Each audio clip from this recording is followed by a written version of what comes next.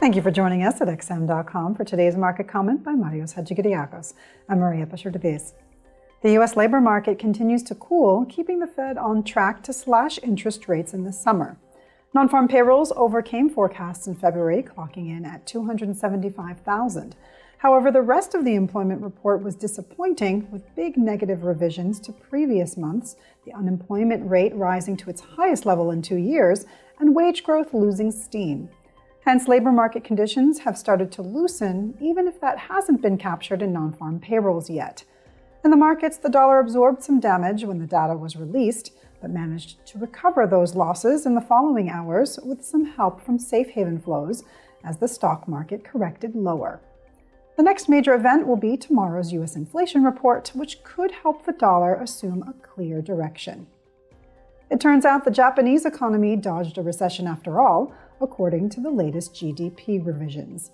With the economy avoiding a downturn and growing signs that annual wage negotiations will conclude with robust pay increases for workers, speculation is running rampant that the Bank of Japan is ready to raise rates out of negative territory. Markets are pricing in a 50-50 chance for a minor rate hike next week, while there are also reports that the BOJ is considering changes to its yield curve control strategy that would allow for higher yields over time. As such, the yen was the best performing major currency last week.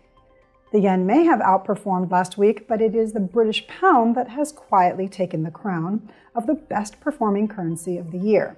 Cable rose to its highest levels since July last week, as the pound overtook the dollar to become the top FX performer of 2024 so far. Shares on Wall Street encountered some turbulence after non-farm payrolls, with the S&P 500 closing down by 0.65% to erase its gains for the week, despite the jobs report being consistent with the narrative of looming rate cuts. Meanwhile, gold prices hit another record high on Friday, having risen more than 6.5% so far this month.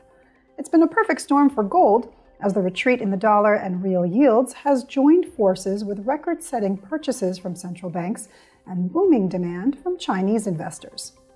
Thanks for watching today's market comment here at XM.com.